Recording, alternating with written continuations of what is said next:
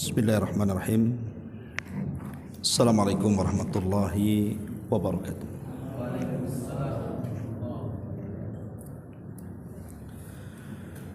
Alhamdulillah wassalatu wassalamu ala Rasulillah wa ala alihi wa sahbihi wa mawalah wa la hawla wa la quwata illa billahi wa ba'du. Alhamdulillah, segala puja dan puji hanya milik Allah subhanahu wa ta'ala. Salawat dan juga salam tetap kita hadiahkan kepada Rasul kita Nabi besar Muhammad sallallahu alaihi wa ala alihi wasallam. Hadirin dan hadirat yang dimuliakan Allah subhanahu wa ta'ala, alhamdulillah di malam ini kembali kita bisa duduk di Masjid Al-Fajri dalam rangka thalabul ilmi, dan pembahasan di malam hari ini pembahasan yang ringan-ringan saja tentang amalan-amalan harian, pekanan, bulanan sampai kepada tahunan yang kalau seandainya kita luputkan, maka tentu kita akan mendapatkan penyesalan di hari yang tidak ada lagi penyesalan di hadapan Allah subhanahu wa ta'ala. Ma'asyiral muslimin wal muslimat rahimani wa rahimakumullah. Ayat yang sering kita dengar di dalam Al-Quranul Karim adalah fastabiqul khairat. Berlomba-lombalah kalian di dalam mencari kebaikan. Karena yang namanya usia manusia itu terbatas. Ada saatnya manusia itu akan dijemput dengan ajalnya. Maka disebutkan dalam surah Az-Zumar ayat 56 sampai 58, di mana Allah Subhanahu wa taala menggambarkan penyesalan manusia di hadapan Allah. Antaqula nafsun ya hasrata ala ma farrattu fi jambillah wa in kuntu laminas sakhirin. Au antakula law anna allaha hadani lakuntu minal muttaqin. Au taqula hina taral adzaba law anna li karratan fa akuna minal muhsinin. Agar jangan ada orang yang mengatakan, alangkah besarnya penyesalan aku atas kelalaianku dalam menunaikan kewajiban-kewajiban terhadap Allah. Dan sesungguhnya aku termasuk orang-orang yang dulu memperolok-olok agama Allah. Atau agar jangan ada orang yang berkata, sekiranya Allah memberi petunjuk kepadaku, tentulah aku termasuk orang-orang yang bertakwa. Atau agar jangan ada orang yang berkata ketika melihat azab Allah, sekiranya aku dapati kembali ke dunia, tentu aku termasuk orang-orang yang berbuat baik.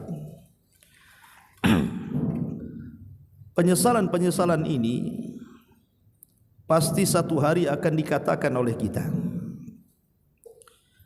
Jangankan kita manusia yang tidak lepas daripada salah dan dosa, para malaikat loh yang jelas-jelas tidak punya dosa saja, pada hari kiamat akan mengatakan di hadapan Allah Subhanahu wa taala, subhanak ma abadnaka haqqa ibadatik. Maha suci Engkau ya Rabb, kami betul-betul belum mampu untuk beribadah kepadamu dengan sebenar-benar ibadah.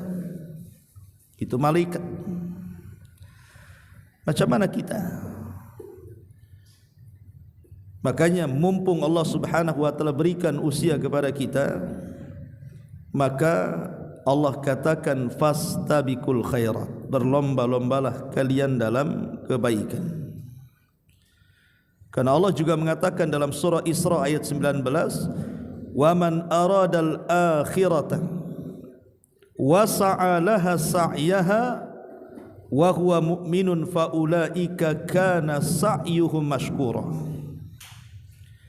Sesiapa yang menghendaki kehidupan akhir dan berusaha ke arah itu dengan sungguh-sungguh, dan dia adalah seorang mukmin, mereka itulah orang-orang yang usahanya akan dibalas oleh Allah Subhanahu wa taala dengan kebaikan. Ma'asyiral muslimin yang dimuliakan Allah Subhanahu wa taala, bahkan Rasul mengatakan, ihris ala ma yanfa'uka wasta'im billah.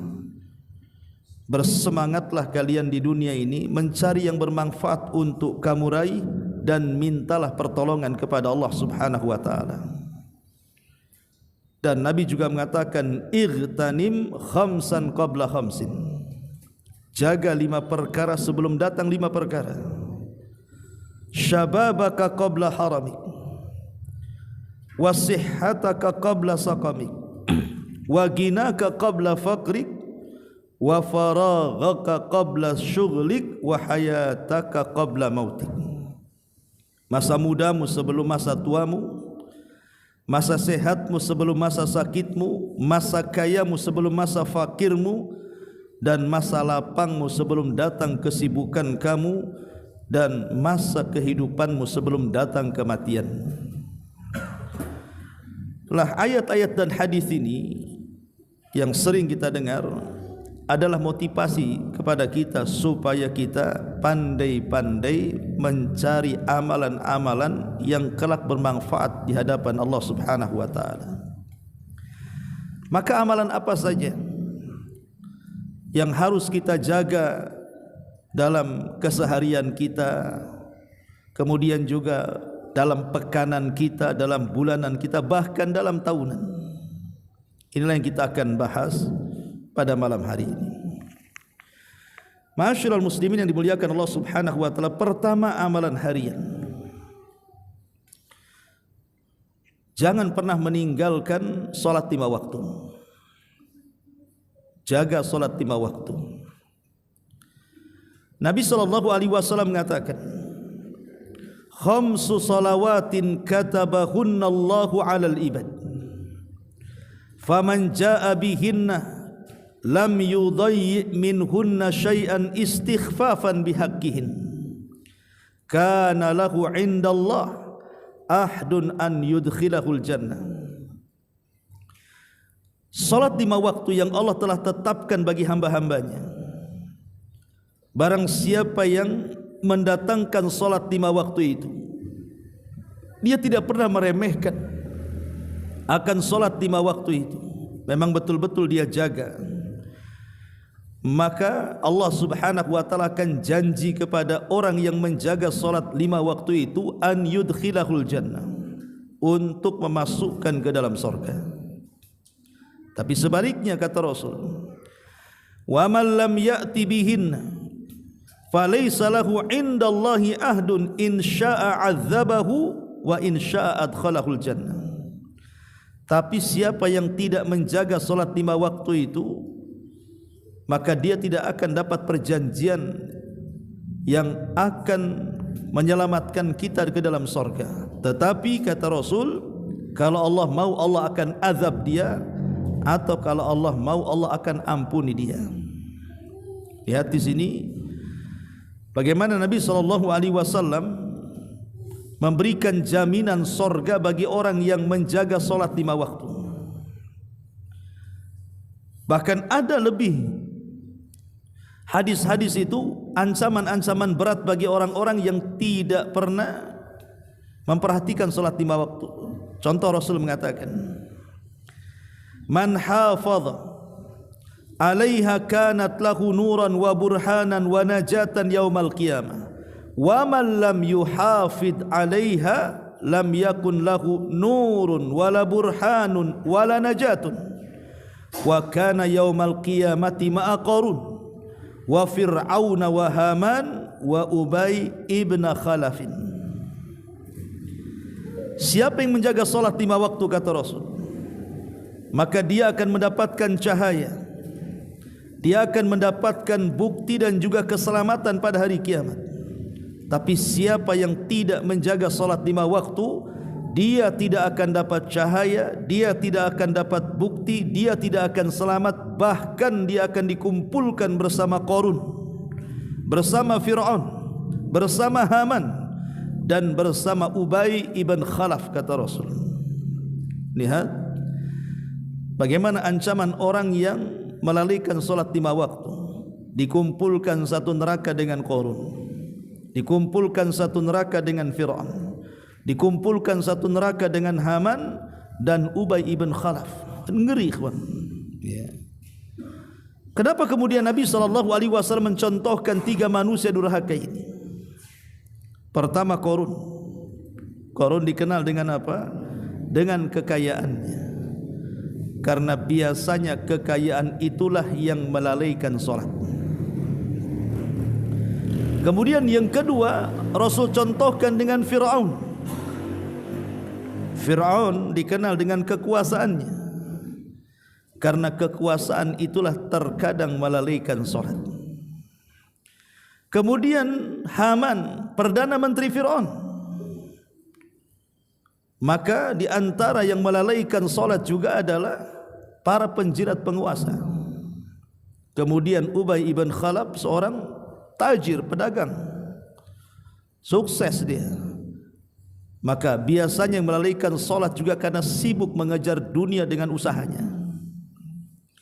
Inilah kenapa kemudian Nabi SAW mencontohkan 4 manusia durhaka ini yang akan dijadikan satu neraka dengan orang-orang yang tidak menjalankan solat 5 waktu. Maka amalan yang pertama, jangan tinggalkan solat 5 waktu. Sibuk apapun, tidak ada alasan untuk meninggalkan solat. Karena solat yang 5 waktu itu wajibnya itu sifatnya mutlak.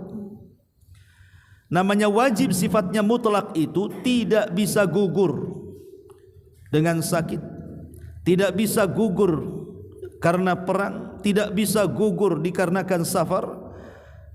Bahkan dalam kondisi apapun, baik aman ataupun tidak, baik sakit ataupun sehat, baik mukim ataupun safar, baik di darat ataupun di lautan, maka solat wajib itu tidak bisa ditinggalkan. Selama akalnya masih ada, maka tidak bisa ditinggalkan, kecuali kalau sudah akalnya enggak ada. Ini yang pertama. Yang kedua, amalan harian, jangan meninggalkan qiraatul Quran. Setiap hari kalau bisa baca Quran. Walaupun pamannya tidak harus berjuz-juz kan begitu ya. Bacalah Quran itu walaupun 1 surat, 2 surat, surat pendek yang mungkin kita hafal atau kita ambil mushaf. Karena Nabi SAW mengatakan, man qara'a harfan min kitabillah falahul hasanatu wal hasanatu bi asyri amthaliha, la aqulu alif lam mim harfun walakin alifun harfun wal lamun harfun wa mimun harfun. Siapa yang membaca 1 huruf saja dalam Quran, maka setiap 1 huruf itu akan mendapatkan 10 kebaikan. Aku tidak katakan alif lam mim 1 huruf, tapi alif 1 huruf, lam 1 huruf, mim 1 huruf kata Rasul. Lihat pahala orang yang membaca Quran. Dan saya kira antum punyalah hafalan-hafalan atau stok-stok hafalan surat-surat pendek, masa tak hafal? Walaupun masih setiap hari mengulang-ulang wadduha, inna a'tayna, surah al-ikhlas, muawwidhataini, tidak ada masalah. Karena membaca Quran itu sesuatu yang sangat luar biasa, yang Nabi SAW mengatakan, iqra'ul Quran fa innahu ya'ti yaumal qiyamah syafi'an li ashabi. Bacalah Quran karena kelak pada hari kiamat dia akan menjadi syafaat bagi para pembacanya. Jadi jangan pernah meninggalkan Al-Quran, setiap hari baca walaupun tidak banyak, karena ini penyebab syafaat pada hari kiamat. Bahkan Nabi SAW menganggap orang-orang yang membaca Quran, belajar Quran, mengajarkan Quran, itu manusia terbaik. Khairukum man ta'allama al-Qur'ana wa 'allama. Sebaik-baik kalian adalah orang yang belajar Quran dan mengajarkan Quran. Di zaman Nabi sallallahu alaihi wasallam, ikhwan, Nabi sallallahu alaihi wasallam itu terbiasa kalau malam itu terkadang berjalan-jalan di ganggang kota Madinah. Dan Nabi sallallahu alaihi wasallam terkadang berhenti di satu rumah yang dalam rumah itu ada orang membaca Quran. Jangan cerita zaman Nabi kan, zaman kita kecil-kecil saja di kampung, di desa tuh, masih terdengarlah orang baca Quran itu dari rumah ya. Kalau sekarang mana ada dangdutan yang ada ya. Yang keluar itu entah apa yang keluar suara itu. Tapi zaman dulu masih kita dengarlah baca-baca Quran dari rumah gubu-gubu, apalagi di musola-musola langgar-langgar itu. Lah apalagi di zaman Nabi. Kalau malam itu para sahabat Nabi sallallahu alaihi wasallam suka membaca Quran sehingga suaranya seperti tawon.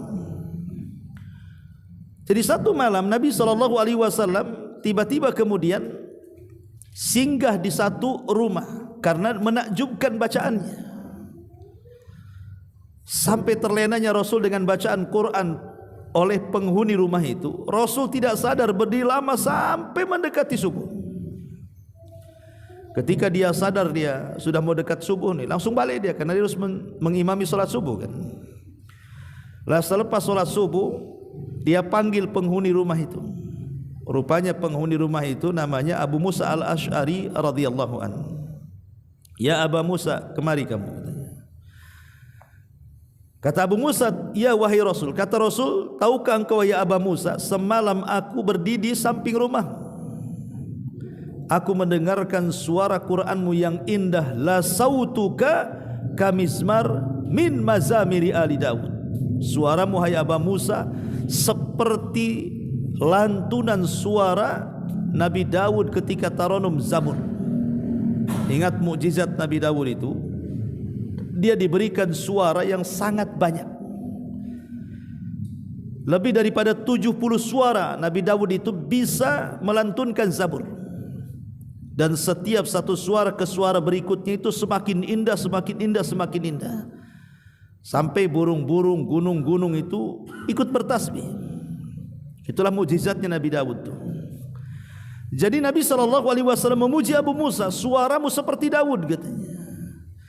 Kata Abu Musa, ya Rasul, kalau aku tahu engkau ada di samping rumahku, maka aku akan indahkan lagi. Itu belum seberapa itu.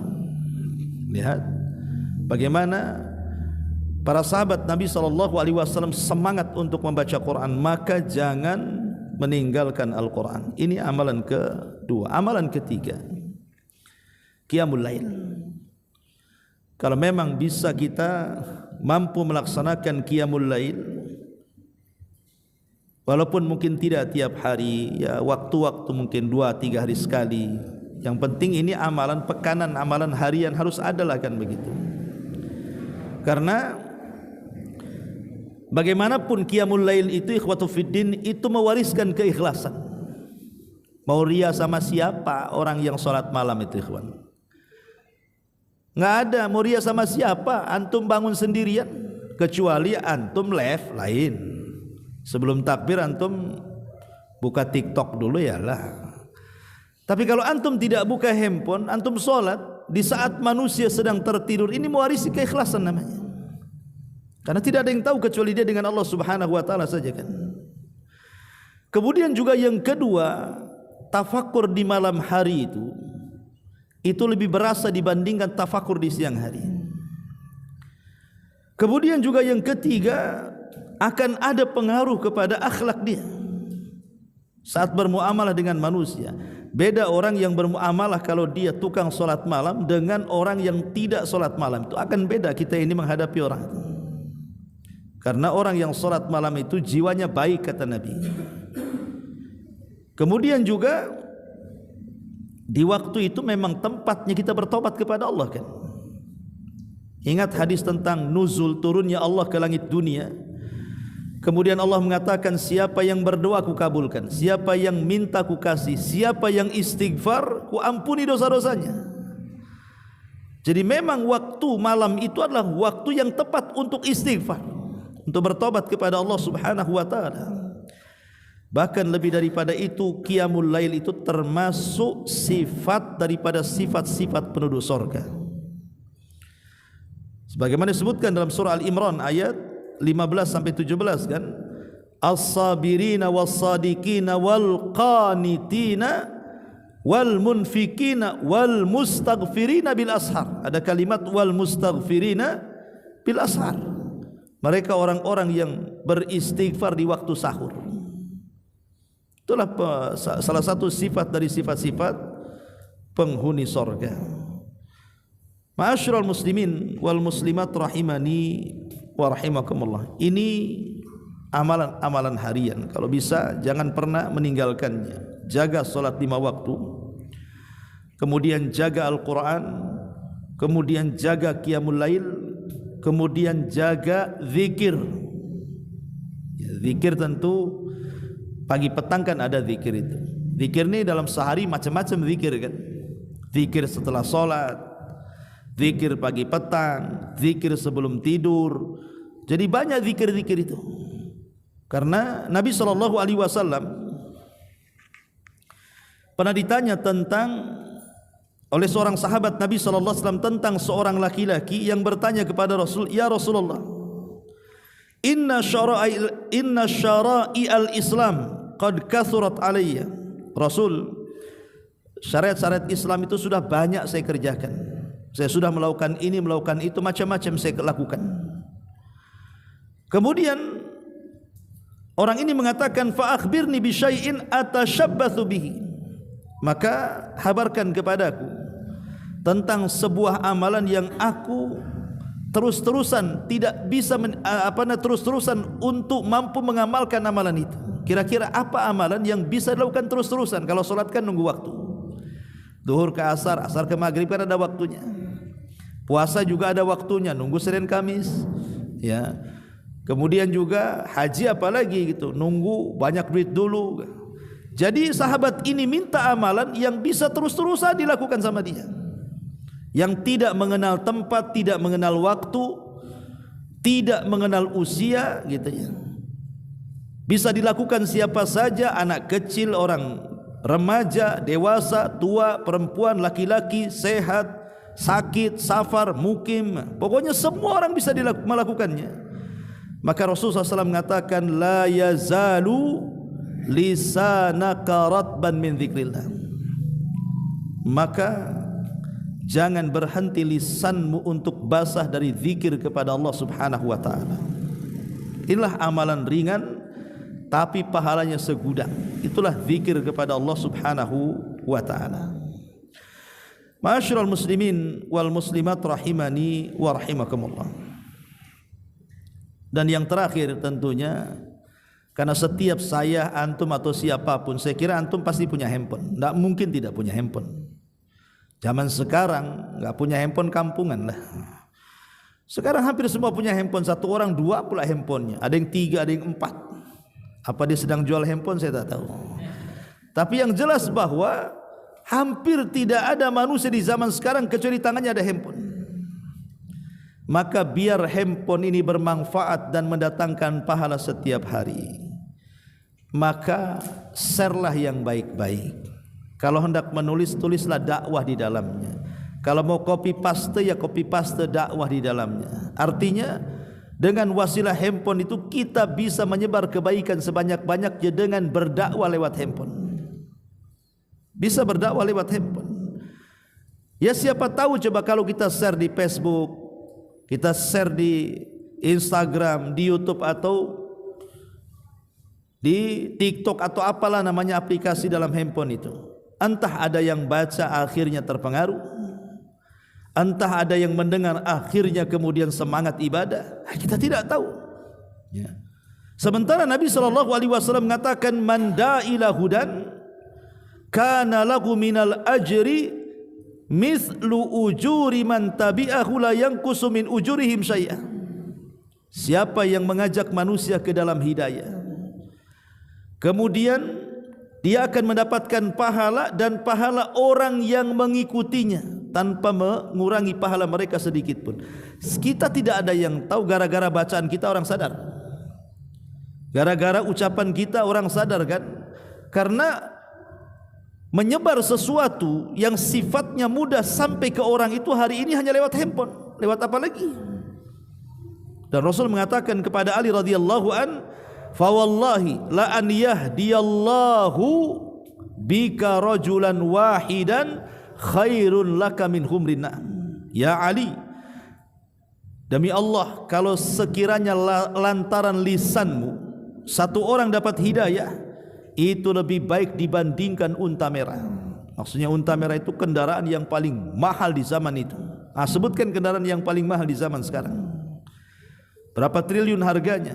Kalau satu orang sadar yang tadinya tidak sholat gara-gara baca tulisan kita akhirnya sholat, atau orang-orang yang jarang ngaji akhirnya ketika baca tulisan kita akhir semangat ngaji, sadar dengan dosa-dosanya, maka dia akan dapat pahala besar. Maka ini juga amalan harian. Kalau memang kita tidak bisa lepas dari handphone, maka gunakan handphone itu untuk berdakwah. Ajak manusia ke jalan Allah Subhanahu wa taala, karena pahala orang yang berdakwah itu tanpa batas, ikhwan. Itu kan sifatnya multi level pahala. Semakin banyak orang sadar, semakin banyak pahala yang didapatkannya. Ini amalan harian. Ya banyak lagi amalan yang lainnya. Ini kan kita mengambil amalan-amalan penting saja. Kemudian yang kedua, amalan pekanan atau mingguan. Pertama, jaga sholat Jumat. Nabi SAW mengatakan as-salatul khamsu wal jum'ati ilal jum'ati kafaratun lima bainahunna ma lam tughshal kabair. Salat 5 waktu, kemudian salat Jumat ke Jumat berikutnya adalah sebagai kafarah penggugur dosa di antara keduanya, selama dia berusaha meninggalkan dosa besar. Dalam riwayat Nabi SAW mengatakan, man igtasala thumma atal jum'ata fa shalla ma qaddara lahu. Barang siapa yang mandi di hari Jumat, kemudian dia berangkat Jumat, kemudian dia solat mutlak. Solat mutlak itu solat 2 rakaat salam 2 rakaat salam sampai khatib naik mimbar. Ya. Kemudian kata Nabi SAW, thumma ansat, kemudian dia diam hatta yafragha min khutbatihi, sampai khatib selesai khutbah, dari mulai khatib naik sampai selesai dia diam. Thumma yusalli ma'ahu, kemudian salat bersama imam. Ghufira lahu ma bainahu wa bainal jum'atil ukhra, maka dosanya akan diampuni sejak Jumat kemarin sampai Jumat hari ini kita lakukan. Jadi antara Jumat ke Jumat itu dosa-dosa kita akan digugurkan. Kan luar biasa, kawan. Tapi syaratnya ya tadi, mandi, jangan tak mandi. Ya. Kemudian juga dia berpagi-pagi, kemudian sholat sunnah mutlak, kemudian dia sergap dengan khatib dan imam, kemudian sholat bersama imam, maka itulah pahala Jumat ke Jumat itu akan menjadi penggugur dosa. Luar biasa, ya. Bahkan bukan hanya itu saja. Sampai-sampai Allah Subhanahu wa taala mengutus malaikat itu untuk berdiri di pintu masjid dan membawa catatan di tangannya. Jadi setiap ada orang yang masuk dicatat oleh malaikat itu.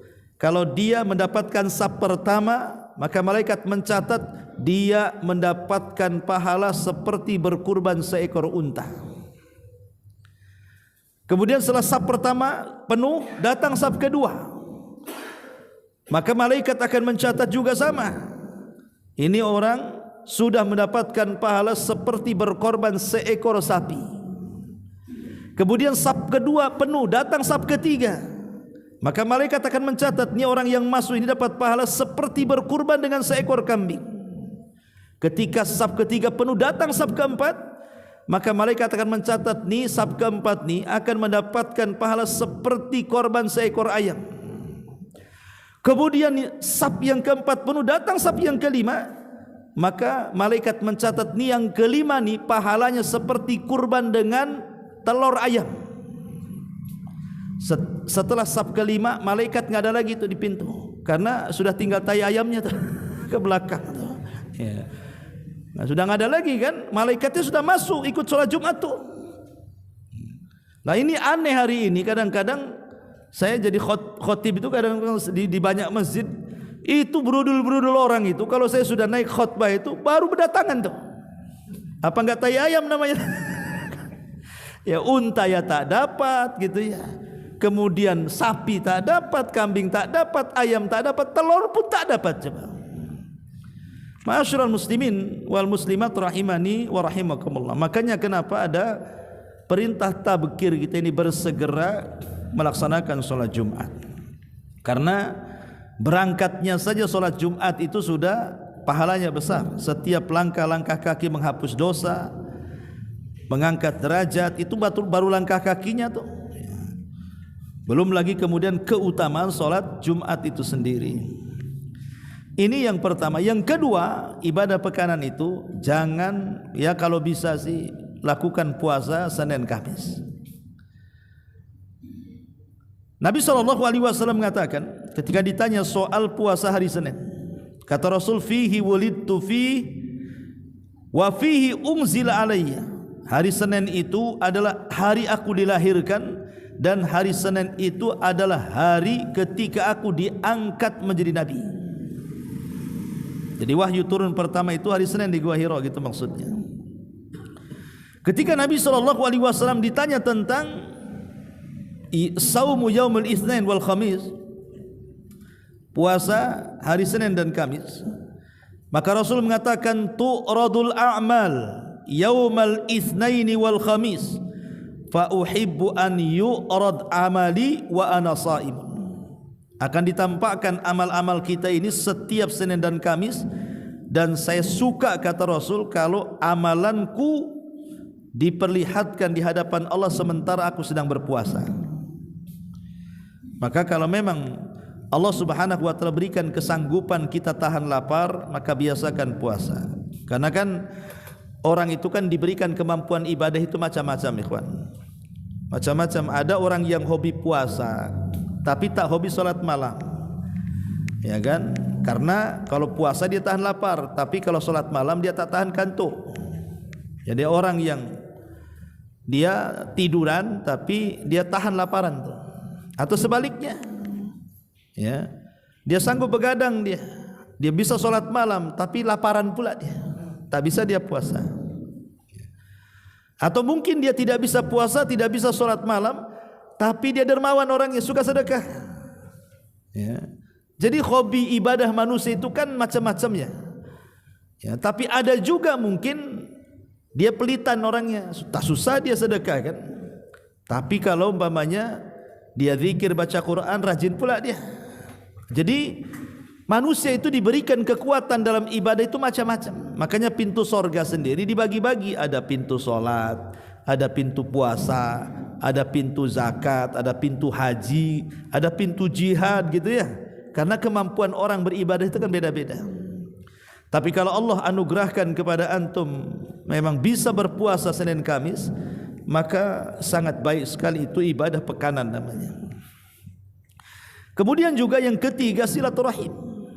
Sekarang kan sudah ada handphone nih, antum bisalah seminggu sekali bisa menghubungi keluarga, bisa menghubungi keluarga supaya jangan terputus silaturahim, karena pahala silaturahim ini besar ya. Ma'asyiral muslimin wal muslimat rahimani wa rahimakumullah. Ini tiga amalan penting pekanan. Kita masuk amalan bulanan. Yang pertama, jangan tinggalkan puasa ayyamul bid. Kalau tadi kan Senin Kamisnya, kalau memang tidak bisa Senin Kamisnya, ambillah 3 hari dalam sebulan. Nabi SAW mengatakan, artinya berwasiat kepada Abu Hurairah radhiyallahu an. Apa kata Abu Hurairah? Awsani khalili bi thalathin. Telah berwasiat kepadaku kekasihku, kata Abu Hurairah, maksudnya Nabi, dengan 3 perkara. La ada'uhunna hatta amut. Aku tidak akan meninggalkan sampai mati gitu. Kemudian kata Abu Hurairah, saumu thalathati ayyami min kulli syahrin, puasa 3 hari setiap bulannya. Kemudian wa salatu duha, kemudian salat duha. Wa naumu ala witrin, dan tidur ala witrin, di atas witir. Artinya kan kadang ada orang yang tidak bisa bangun malam, maka dia witir dulu baru tidur. Tapi kalau dia bisa tidur, maka witir malam lebih baik. Tapi kalau umpamanya karena lelah, capek gitu ya, witir ini ikhwan, itu ibadah luar biasa ya. Witir ini, dia solat malam terbaik itu solat witir. Padahal solat witir itu solat tercepat dari semua solat. Dia 1 rakaat saja cukup. Baca qul huwallah. Coba ya, kan cepat kan? Berapalah menghabiskan waktu coba 1 rakaat baca qul huwallah. Cepat sekali kan? Tapi walaupun cepat ini solat terbaik dari semua solat witir ini. Karena Allah itu suka dia sendiri witir dan suka witir. Ya. Jadi amalan pekanan adalah jangan tinggalkan puasa ayyamul bid, amal bulanan. Kemudian jangan tinggalkan sedekah. Masa sebulan sekali tidak bisa bersedekah? Bakhil kalian tuh. Sebulan sekali masa tidak bisa bersedekah? Ya kalau tiap minggu, kalau di hari Jumat kan enak tuh ada kotak masuk alhamdulillah lah. Kalau bisa dia sedekah harian ya alhamdulillah, karena malaikat itu setiap hari turun mendoakan orang yang bersedekah, akan dilipat gandakan pahalanya setiap hari, setiap pagi malaikat itu turun mendoakan. Kalau tidak bisa 1 pekan sekali lah sedekah, kalau tidak bisa 1 bulan sekali minimalnya kita sedekah, karena sedekah ini banyak manfaatnya, bahkan bisa dijadikan untuk menyembuhkan penyakit. Satu hari Imam Hakim itu An-Naisabur, ma'ruf ya karyanya. Kalau kita membaca hadis itu rawahu Hakim meriwayatkan, rawahu Bukhari meriwayatkan, dan begitu seterusnya. Jadi Imam Hakim An-Naisabur ini satu hari terkena penyakit. Dia sudah berobat ke sana kemari, tak kunjung juga sembuh. Jadi satu hari dia hadir di majelisnya Al-Imam As-Sabuni. Imam As-Sabuni ma'ruf, imam yang produktif, banyak mengarang kitab, salah satunya Aqidah Ashabil Hadis ya, yang kitabnya sangat bagus sekali. Jadi Imam Hakim ini mengadu kepada Imam As-Sabuni dan mengatakan, ya Imam, bisa enggak kau minta doa murid-muridmu agar mendoakan kesembuhan penyakitku? Akhirnya Imam Sabuni pun ngomong di jemaah pengajiannya, mari kita doakan supaya Imam Hakim diberikan kesembuhan oleh Allah Azza wa Jalla. Maka murid-muridnya banyak mendoakan akan kesembuhan Imam Hakim ini. Lah dari sekian jamaahnya itu ada seorang wanita, seorang ibu-ibu, malam harinya bermimpi. Dalam mimpinya dia berjumpa dengan malaikat dan menghabarkan kepada ibu ini, sampaikan kepada Hakim, kalau ingin sembuh penyakitnya bersedekahlah dengan air. Akhirnya kemudian sang ibu ini menyampaikan kepada Imam Sabuni. Maka Imam Sabuni menyampaikan kepada Imam Hakim, mudah-mudahan kalau engkau bersedekah Allah sembuhkan penyakitmu. Karena Rasulullah SAW mengatakan, tadawau mardhakum bis sadaqah, obati orang sakit kalian dengan cara sedekah. Akhirnya kemudian Imam Hakim pun mencari daerah-daerah yang berhajat dengan air, dia gali sumur, kemudian keluar air dan dia sedekahkan airnya kepada orang yang berhajat dengan air. Maka setelah peristiwa itu Allah Subhanahu wa taala menyembuhkan penyakitnya. Shadaqa Rasulullah sallallahu alaihi wasallam yang mengatakan, tadawau mardhakum bis sadaqah, obati orang sakit di antara kalian dengan sedekah. Jadi sedekah itu bisa jadi obat ya. Ustaz, saya sudah sering sedekah tapi kok tak sembuh-sembuh kan gitu. Ingat bahwa sedekah untuk menyembuhkan penyakit itu ada syarat-syaratnya. Pertama, jangan diniatkan sedekahnya untuk kesembuhan dulu,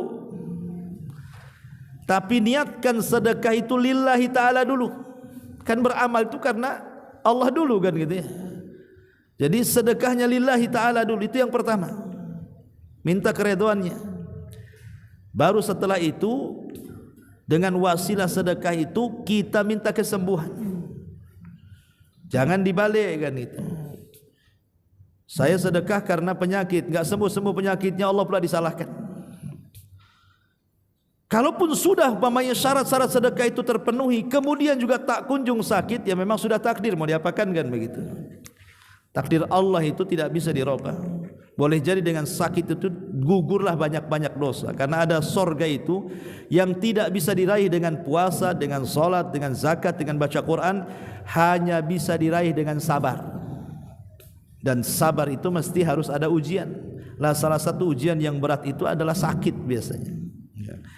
Taib, masyarul muslimin wal muslimat rahimani wa rahimudan, banyak ya manfaat sedekah ini, bukan hanya bisa menyembuhkan penyakit, macam-macam. Kemudian amalan yang kedua yang sifatnya juga pekanan adalah selain daripada sedekah secara umum, juga sebulan sekali kalau bisa berkunjunglah kepada atau datangilah anak-anak yatim. Anak-anak yatim harus disayang, anak-anak yatim itu. Jangan pula punya panti asuhan, ngerekrut anak-anak yatim, kemudian kecil dirawat sampai sudah besar kok nampak cantik gitu kan. Akhirnya diperkosa pula. Itu kan ada kasusnya tuh. Naudzubillah kan itu. Justru sebenarnya Nabi SAW mengatakan, man dhamma yatiman bainal muslimin fi ta'amihi wa syarabihi hatta yastaghniya anhu wajabat lahul jannah. Siapa yang memasukkan anak yatim pada rumah-rumah kaum muslimin, dia makan dari rumah itu, dia minum dari rumah itu sampai betul-betul dia dicukupi, maka wajib orang yang mengkafilnya masuk surga. Makanya rumah yang ada anak yatimnya pasti berkah di situ. Rumah yang ada anak yatimnya itu berkah. Makanya antum yang bujangan cari janda yang punya anak, nikahi dia. Nah, itu sekalian dapat ibunya, mengkafil juga anak yatim. Anda mau Ustaz, saya mau yang kaya katanya. Ya. Jadi begitu cara mengkafilnya, tidak harus menikahi ibunya. Tapi kalau ingin seperti itu juga pernah dilakukan Nabi. Cara mengkafil anak yatim kan macam-macam. Salah satunya dengan menikahi ibunya. Seperti yang terjadi kepada Rasul ketika menikahi siapa? Ummu Salamah. Ya kan? Ummu Salamah ini anaknya banyak. Suaminya meninggal Abu Salamah ini. Dan kehidupannya memang susah. Anaknya banyak, hidupnya susah, dan dia seorang janda. Dan ketika meninggal Abu Salamah, Ummu Salamah terpukul berat. Sementara tidak ada laki-laki yang lebih dicintai bagi dia menurut Ummu Salamah adalah Abu Salamah. Sampai banyak sahabat melamar dia, ditolak dia. Alasannya bahwa tidak ada laki-laki yang paling saya cintai kecuali Abu Salamah. Kalau akhwat hari ini ya enggak ada lah. Kalau antum mati, kawin lagi Ustaz. Ya. Intinya bahwa Nabi SAW akhirnya melamar Ummu Salamah kan. Kemudian Ummu Salamah ketika itu sebenarnya mau nolak, ya, dengan cara halus, sehingga dia mengatakan, ya Rasulullah, gadis-gadis itu banyak, kenapa milih aku? Aku kan sudah tua katanya. Kemudian yang kedua, aku ini wanita pecemburu, sementara istrimu banyak wahai Rasul. Kemudian yang ketiga, kata Ummu Salamah ini, apa yang ketiga? Pertama, anakku banyak, usiaku sudah tua, dan aku wanita pecemburu. Tapi Nabi SAW meyakinkan tiga perkara ini. Kata Rasul, adapun usiamu sudah tua, aku juga sudah tua kan gitunya. Sama-sama tua, apa masalahnya? Oh, sekarang kan mana mau antum. Yang tua cari yang muda lah kan itu. Walaupun yang bangka pun tetap aja cari yang muda. Kemudian kata Nabi SAW, adapun anak-anakmu, anak-anakku. Artinya kalau antum menikahi janda yang punya anak, jangan mau ibunya saja, harus mau juga anaknya. Anak-anakmu adalah anak-anakku kata Rasul. Jadi jangan dibedakan. Adapun sifat pencemburumu, kata Nabi SAW, aku akan berdoa kepada Allah semoga Allah hilangkan. Akhirnya Nabi berdoa kepada Allah untuk menghilangkan sifat cemburunya Ummu Salamah, betul-betul hilang. Dia tidak punya cemburu lagi, sehingga dia satu-satunya istri yang paling berakal. Kalau istri yang lain cemburuan, Aisyah, Hafsah cemburuan, Ummu Salamah tidak. Makanya dia wanita satu-satunya berakal tuh di antara istri si Nabi itu. Kalau ada masalah mesti dia yang diutus. Antum tahu doanya? Doanya antum tahu? Ya. Kalau tahu anak kasih tahu kan gitu. Mana anak tak tahu juga itu masalahnya. Karena riwayatnya begitu saja kan. Rasul berdoa tapi lafadznya enggak jelas kan itu ya. Taib. Intinya bahwa Rasul menikahi Ummu Salamah kemudian mengkafil anak-anaknya. Itulah bentuk kafilul yatim namanya. Mengkafil anak yatim itu dengan cara menikahi ibunya, kemudian dirawat anak-anaknya. Ini kesempatan dapat ibunya juga bisa menjadi kafil yatim. Dan Rasul mengatakan, ana wa kafilul yatim fil jannati kahataini, kata Rasul. Saya dan para pengkafil anak yatim di sorga seperti ini, saking dekatnya. Ataupun kalau tidak menikahi ibunya tidak ada masalah. Kita ambil anaknya saja sampai dia balik. Bu, ibu kan susah hidupnya, biarlah anak ibu itu sama kami. Nanti kalau setelah anak ini dewasa balik, kami kembalikan.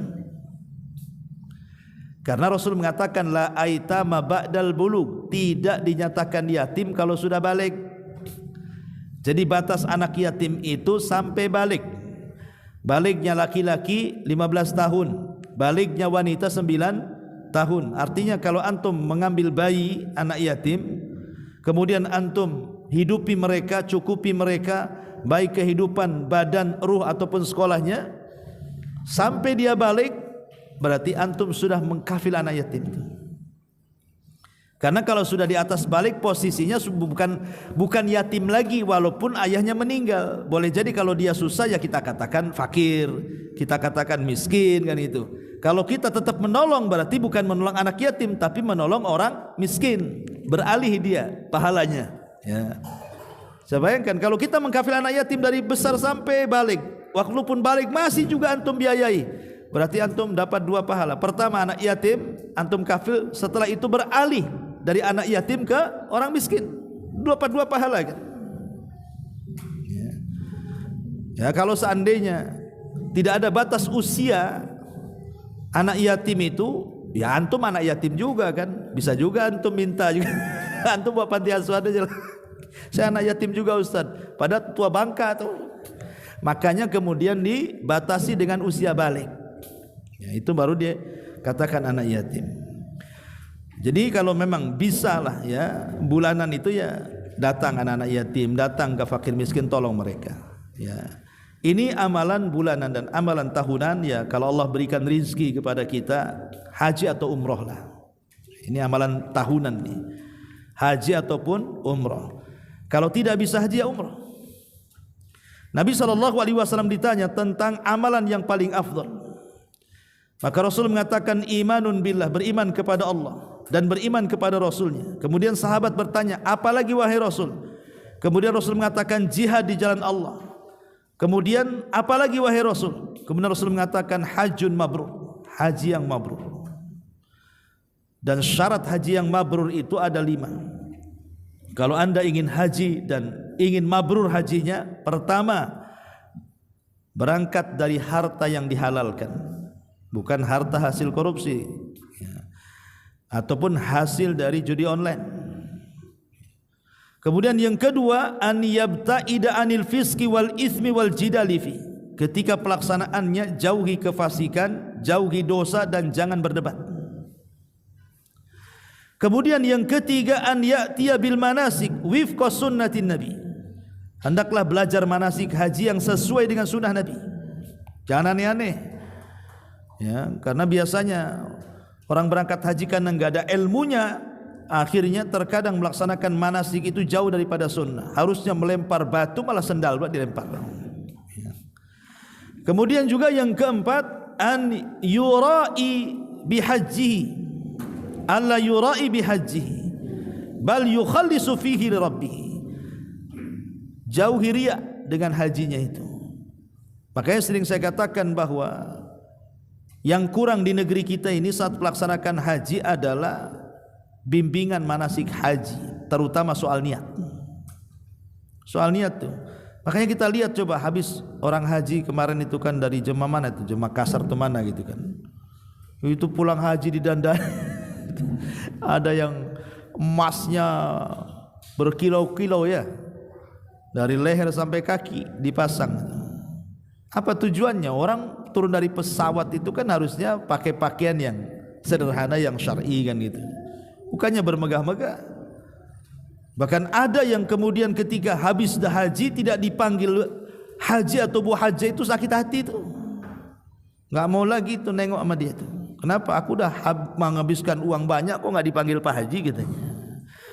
Jadi banyak faktor, makanya kalau ingin haji mabrur tinggalkanlah. Kalaupun seandainya kita tidak ada niat dipanggil haji, tiba-tiba ada yang memanggil Pak Haji, itu namanya busyrul ajil kata Rasul. Itu kabar gembira yang disegerakan di dunia. Tapi bukan karena keinginan kita meminta dipanggil itu maksudnya. Yang masalahnya kita belum haji dipanggil Pak Haji senang pula. Gara-gara antum pakai peci putih masuklah ke pasar sini. Ini pedagang ini pandai supaya antum beli. Ya, ji katanya. Antum jangan nengok karena antum enggak pernah haji. Kemudian juga yang terakhir alla ya'qub bi maksiatin au itsmin. Jangan sampai setelah melaksanakan haji itu justru malah kemudian balik kepada maksiatnya atau lebih parah maksiatnya daripada sebelum hajinya. Ya kalau memang Allah berikan rezeki setahun sekali ya haji atau minimalnya umrah. Karena Rasul yang mengatakan al umratu ilal umrah kafaratun lima bainahunna idajtunibatil kabair. Umrah ke umrah juga bisa mengkikis dosa. Bisa mengkikis dosa antara umrah ke umrah berikutnya. Itu kalau Allah berikan rezeki kita bisa umrah tiap tahun, alhamdulillah. Ya. Tapi yang penting pernah haji, karena kan yang wajib satu kali. Pernah umrah karena yang wajib satu kali. Berarti kalau haji berkali-kali atau umrah berkali-kali, itu yang berkali-kali sunnah saja. Kalau memang ada yang lebih urgent daripada itu, umpamanya menolong fakir miskin, umpamanya saya sudah umrah tapi ada dana lagi untuk umrah, tapi ada tetangga yang miskin yang butuh pertolongan kita, maka sebaiknya mana yang lebih utama didahulukan kan itu. Jangan memikirkan diri sendiri saja. Nah di sini inilah amalan-amalan yang sederhana yang sifatnya harian, pekanan, kemudian bulanan dan tahunan, yang kalau seandainya kita luputkan ini sangat sayang. Ya, ini karena amalan-amalan yang sering kita dengar ini sebenarnya ini amalan-amalan penting.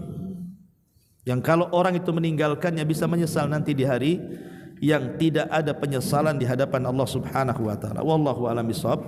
Subhanaka bihamdika asyhadu an la ilaha illa anta astaghfiruka wa atubu ilaik. Allahu taala alam. Assalamualaikum warahmatullahi wabarakatuh.